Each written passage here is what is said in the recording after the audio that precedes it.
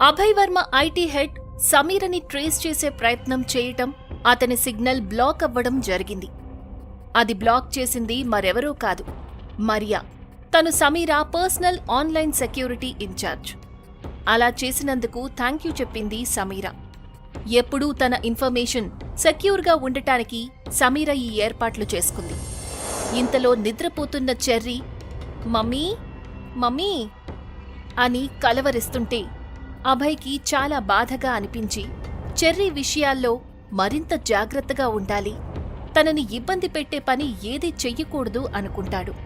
తన కొడుకు ఎవరినైతే తలవకూడదని ఇన్నేళ్లు కంటికి రెప్పలా కాచుకున్నాడో ఈరోజు ఆమెనే కలవరిస్తున్నాడని ఫీలవుతాడు.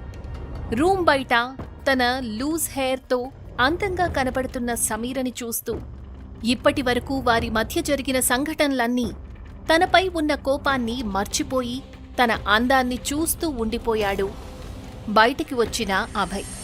ఇంతలో లోపలికి వెళ్లి రెడీ అయి హ్యాండ్ బ్యాగ్ తీసుకుని గాగల్స్ పెట్టుకుని బయటికి వెళ్తుంటే స్వీటీ సమీర దగ్గరికి వచ్చి పిజ్జా కావాలి అని అడుగుతుంది. తప్పకుండా తెస్తాను, కాని బయటికి మాత్రం వెళ్లకుండా ఇంట్లోనే ఆడుకో, లేదంటే బూచోడొస్తాడు అని చెప్పి హోటల్ బయట తన కోసమే వెయిట్ చేస్తున్న క్యాబ్ ఎక్కి అమృత ఫార్మసీ గురించి తెలుసుకోవడానికి బయలుదేరింది సమీర. సంజయ్ ఫ్యామిలీ దీన్ని దక్కించుకోవాలని ఇంతలా ఎందుకు ఆరాటపడుతుంది? సంజయ్కి నేనంటే ఏమాత్రం ఇష్టం లేదని తెలిసి కూడా తనని ఈ పెళ్లికి ఎందుకు బలవంతం చేశారు? నాన్నకి డబ్బు ఎరగా ఎందుకు చూపించారు? వాళ్ల ప్లాన్ ఫ్లాప్ అవ్వడంతో ఇప్పుడు వాసుకిని అడ్డం పెట్టుకొని మరో పెళ్లి డ్రామా స్టార్ట్ ఎందుకు చేశారు?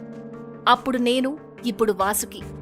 టార్గెట్ మాత్రం అమృత ఫార్మసీ అని కన్ఫర్మ్గా తెలుస్తోంది అని సమీర ఆలోచనలో ఉండగానే క్యాబ్ ఆగింది అమృత ఫార్మసీ ముందు. అది ఒక పాత ఇల్లు. చుట్టూ ఉన్న ఖాళీ స్థలంలో కూరగాయలు, పూల చెట్లు పెంచుతున్నారు. సమీరని ఆత్మీయంగా రిసీవ్ చేసుకుని లోపలికి తీసుకువెళ్లాడు మూర్తి. అక్కడ ఉన్న ఫర్నిచర్ ఖరీదైనది కాకపోయినా పొందికగా అరేంజ్ చేయడంతో ఆ ఇంటి వాతావరణం సమీరకి హాయిగా అనిపించింది. అమ్మా, నిన్ను చూసి చాలా ఏళ్లయ్యింది, అచ్చం శారదమ్మలాగానే ఉన్నావు అని ఆప్యాయంగా అన్నాడు. ఇంతలో పనిమనిషి మజ్జిగ తీసుకురావడంతో దప్పికగా ఉన్న సమీర తీసుకుని తాగుతున్న తన చూపు ఆయుర్వేద గ్రంథాలపైన పడింది. అవి చూసి దగ్గరికి వెళ్లి ఒక పుస్తకాన్ని తీసుకుంది. ఆ పుస్తకాన్ని శారదాదేవి రాసింది అని చెప్పాడు మూర్తి. ఆ పుస్తకం పేరు చదివి మూర్తివైపు ఆశ్చర్యంగా చూసింది సమీర. ఆయన చిన్నగా నవ్వి, అవును తల్లి, శారదమ్మకి ఆయుర్వేదం అంటే ప్రత్యేక ఆసక్తి ఉండేది. ఆమె ఎంత జీనియస్ అంటే అంత చిన్న వయస్సులోనే మూలికా వైద్యంలో ఎన్నో పరిశోధనలు చేసింది. ఎన్నో సమస్యలకి సులువైన పరిష్కారాలు కనిపెట్టింది. 20 సంవత్సరాలుండగానే అమృత ఫార్మసీని స్థాపించటం కాకుండా దాన్ని మంచి పొజిషన్కి తీసుకొచ్చింది అని తన తల్లి గురించి అంత గొప్పగా చెప్తుంటే సమీరకు గర్వంగా అనిపించింది. ఆ తర్వాత ఏం జరిగింది అంకల్ అని అడిగింది సమీర. దానికి సమాధానంగా సమీర కళ్లల్లోకే చూస్తూ, నన్ను ఈ కంపెనీకి ట్రస్టీగా నియమించారు, నిన్ను మాత్రం కంపెనీ వ్యవహారాలకి దూరంగా ఉంచమన్నారు. నీకేదన్నా ప్రమాదం జరుగుతుందనే భయం ఆమెకు ఎప్పుడూ ఉండేది. అది ఎందుకన్నది మాత్రం ఎప్పుడూ చెప్పలేదు అని అన్నాడు. తన జీవితంలో ఏదో మిస్టరీ ఉన్నట్టు అనిపించింది సమీరకి ఆ మాటలు విని. స్వీటీ గుర్తుకు రావడంతో ఆ ఆలోచనల నుండి బయటికి వచ్చి, మిమ్మల్ని కలిశానని ఎవరితోనూ చెప్పకండి, కంపెనీ యాన్యువల్ రిపోర్ట్ పంపండి అని మూర్తికి చెప్పి అక్కడ్నుండి వెళ్లిపోయింది సమీర.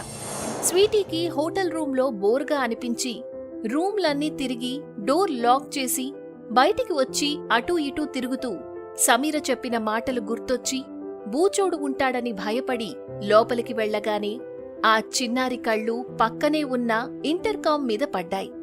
ఎవరికి చేద్దామా అని ఆలోచించి బయట ఉన్న పక్క సూట్ నంబర్ గుర్తొచ్చి కాల్ చేసింది.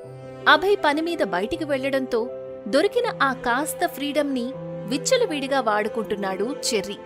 సన్నీ కాళ్లు బార్లా చాపుకుని పాటలు వింటూ ఎంజాయ్ చేస్తున్నాడు. ఇంతలో ఇంటర్కామ్ మోగింది. పరిగెత్తుకు వెళ్లి లిఫ్ట్ చేసి, హలో అన్నాడు చెర్రీ. అవతల ఉన్న స్వీటీకి తన వయసు గొంతు విని హ్యాపీగా అనిపించింది. హలో, నేను స్వీటీని. మీ పక్క సూట్లో ఉంటాను. మీ పేరేంటి అని అడిగింది. చెర్రీ అని సమాధానం వచ్చింది అటువైపు నుంచి. నువ్వే క్లాస్ అని ఆసక్తిగా అడిగింది స్వీటీ. నేను స్కూల్కి వెళ్ళటం లేదు. ఇక్కడే హోటల్లో మా డాడీ బాబాయ్తో ఉంటున్నా. టీచర్స్ ఇక్కడికి వచ్చి ట్యూషన్స్ చెప్తున్నారు అని అన్నాడు. నాతో ఫ్రెండ్షిప్ చేస్తావా? నేను కాసేపట్లో మా మమ్మీ తెచ్చే పిజ్జా తినబోతున్నా. నువ్వు కూడా వస్తావా అని ఇన్వైట్ చేసింది. తన ఒంటరితనాన్ని పోగొట్టుకోవడానికి ఓకే చెప్పాడు చెర్రీ. ఇంకో 10 నిమిషాల్లో కారిడార్లో కలుద్దాం. ఒకరినొకరు గుర్తుపట్టడానికి మనం బ్లాక్ టీషర్ట్, బ్లూ జీన్స్ వేసుకుని బయటికి వద్దాం. అప్పుడు ఈజీగా ఉంటుంది అని తెలివిగా చెప్పి ఫోన్ పెట్టేసింది స్వీటీ. ఇద్దరూ తమ తమ న్యూ ఫ్రెండ్ని కలవడానికి ఆరాటపడి రెడీ అవుతున్నారు. ముందుగా రెడీ అయ్యి స్వీటీ కోసం లిఫ్ట్ దగ్గర వెయిట్ చేస్తున్నాడు చెర్రీ.